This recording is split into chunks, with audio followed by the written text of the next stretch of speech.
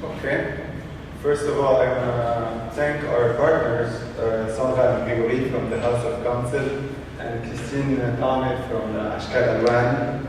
I myself am representing Legal Agenda here.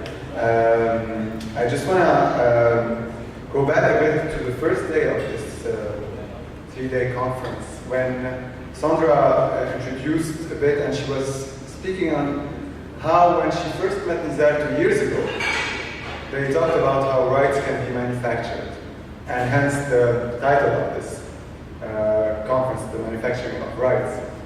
Ironically, the case I'm going to talk about just happened to happen 2 years ago, when you were, or just before you arrived to Lebanon. So I'm going to just go ahead and start with it. The case I will talk about did not really reach court, so it's not a court case per se, it's more factual. But you can see in it, and we will talk a bit during the presentation, how rights really effectively can be manufactured using current articles that are traditionally used to marginalize the gay community. So anyway, 2 years and 1 month ago, exactly, on April 21st, 2013, during the very early hours of the morning, a group of men from the municipal police of Dekwaneh raided the LGBT-friendly nightclub called Ghost. Now, just to give you an idea of the location, this is the entrance of Ghost, just a few days before it was closed. And in the map below, this is where Ashkal Alwan is. Now, it got a bit jiggled with the... And this is where Ghost is. It's approximately a mile away. So it's very close from where we are here. The raid was commanded by this man, Antoine Chartoura, the mayor of Dekwaneh area, or what is referred to as the president of its municipality. So Chartoura's command came under the pretext that Ghost, the nightclub, was a hotbed for homosexuals. And he wanted to eradicate basically homosexuals from the Dekwaneh area. Now, it's very important to put this a bit into context. 2 years ago, Dekwaneh was not in a very nice situation because they had a very serious drug abuse and drug dealing issue. And Mayor Chartoura was really failed to combat this, the drug gangs, etc. And furthermore, I'm not going to judge his intentions, but many factors, including the fact that a lot of Syrians were starting to be present in the Dekwaneh area due to the Syrian conflict back then, that started just a year before. We believe that this is one of the reasons why he chose to raid the Ghost nightclub and close it down. Effectively, the only people arrested during the raid were 4 Syrian expats. It's very interesting as well because during that time period, it was when we first started hearing about curfews.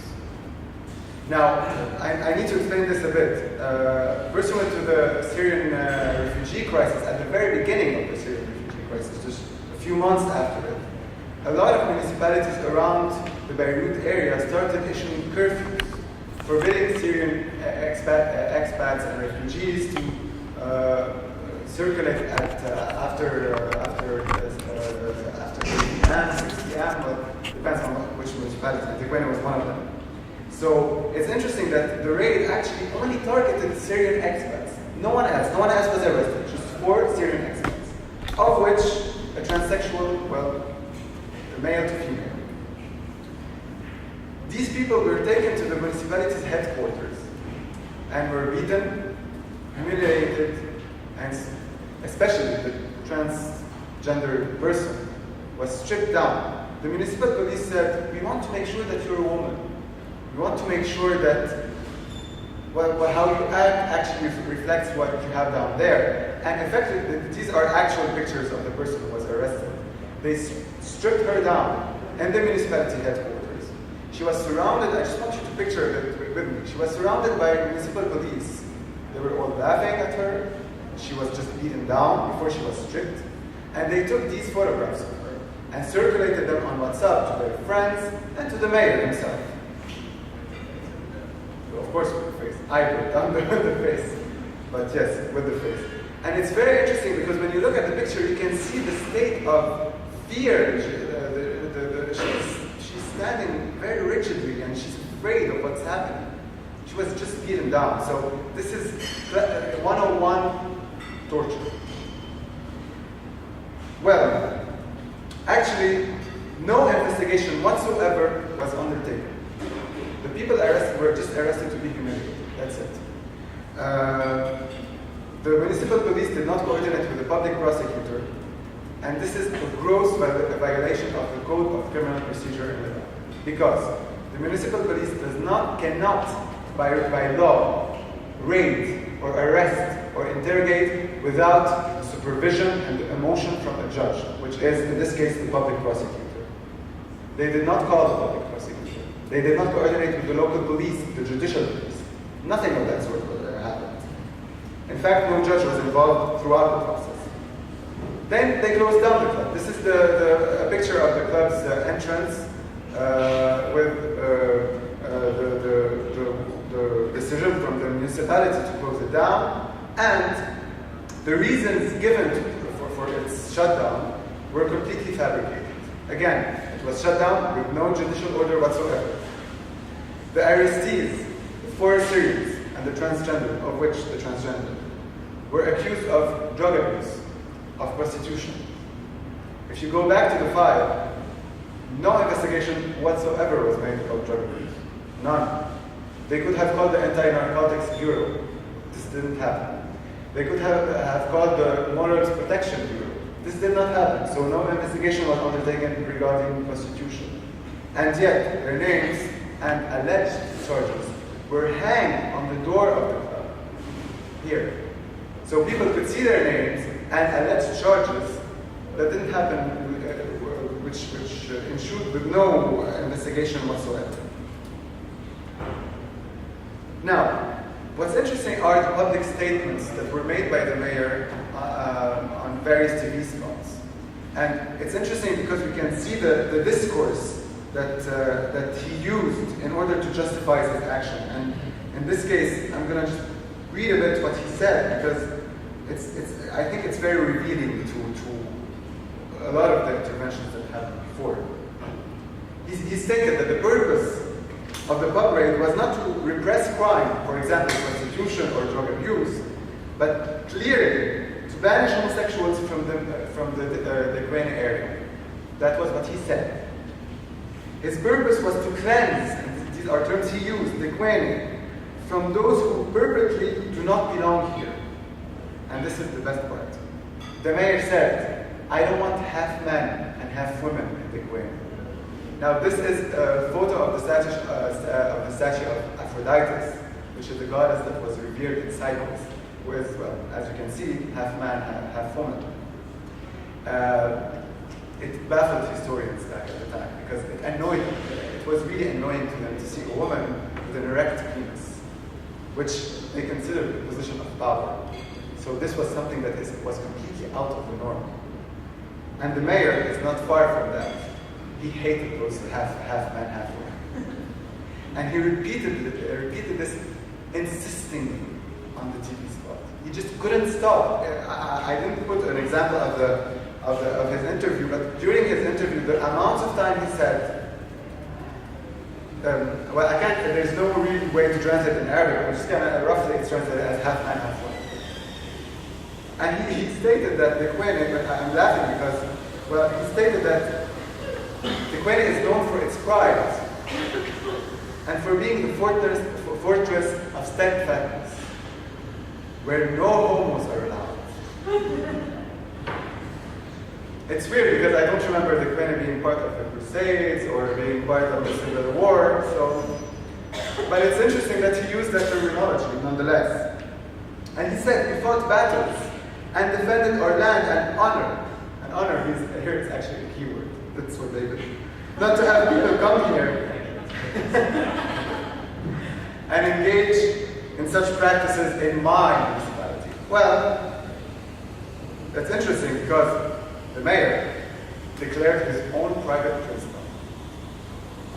Effectively, this princedom, whose laws and governances is independent from the country's laws and institutions. He can investigate, raid, incarcerate, with no coordination with the public prosecution at all.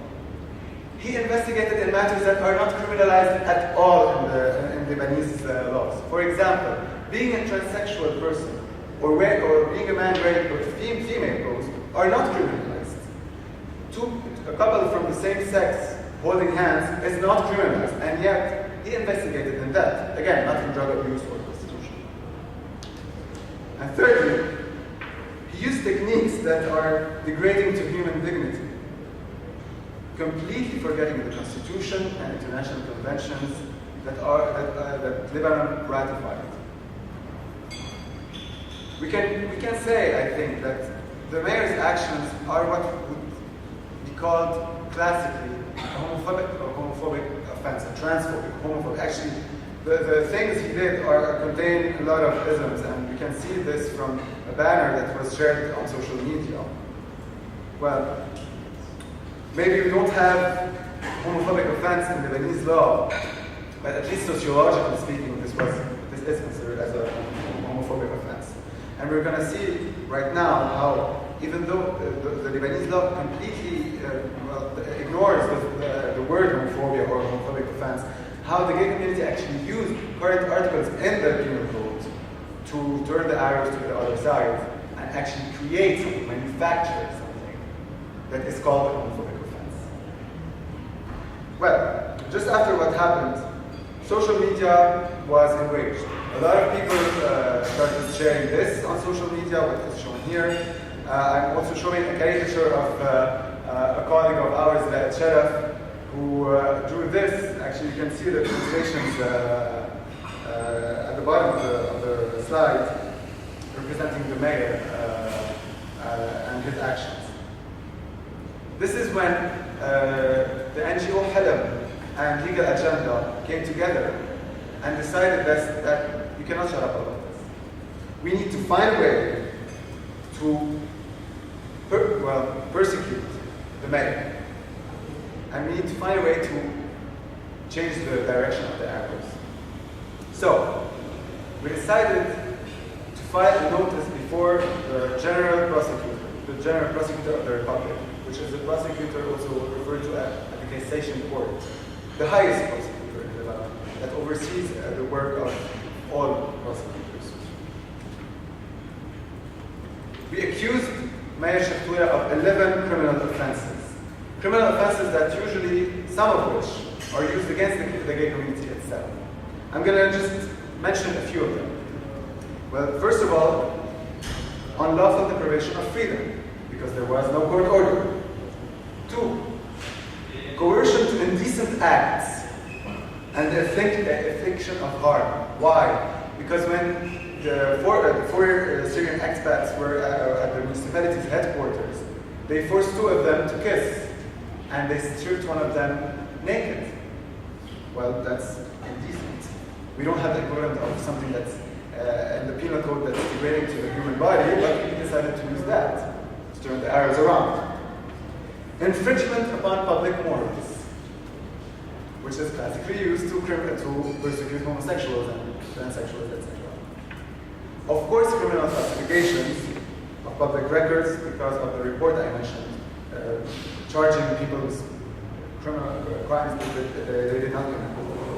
But the last 2 are more interesting. Prevention of Lebanese citizens from practicing their civil rights. Why?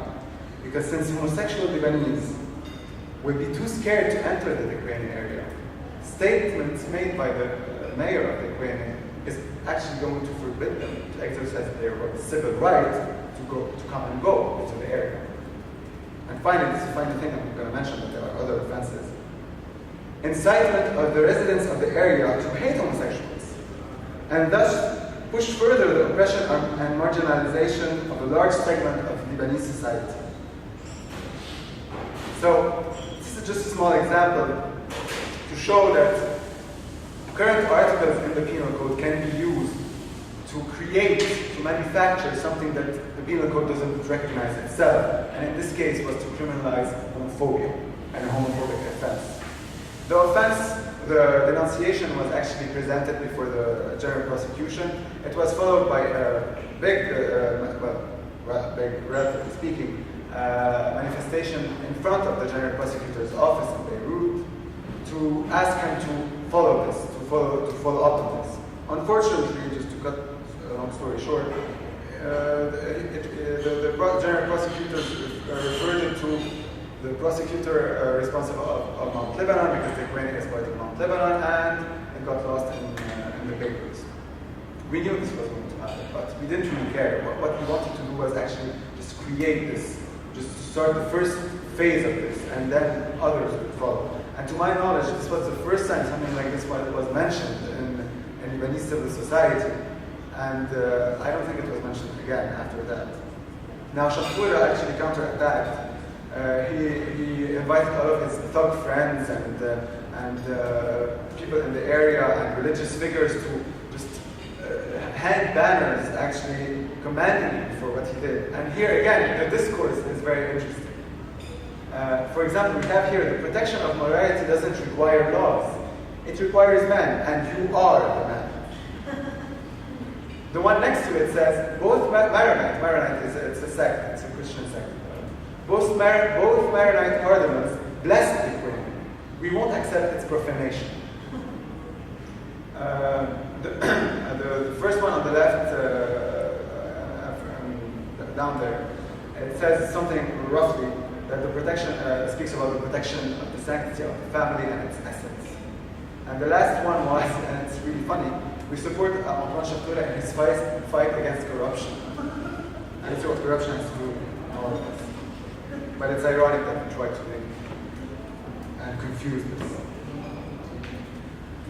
Well, as I said, it was the first time that the gay community actually fights back in this way. I wanted to conclude with something, but I decided I'd rather not say my conclusion, just open the floor for discussion, because I don't want to lead the discussion. So I'm just going to stop here. But I want to keep the statue of Aphrodite behind me, because I think it's very revealing, and just how it annoyed historians thousands of years ago, it still annoys a lot of people today. Thank you.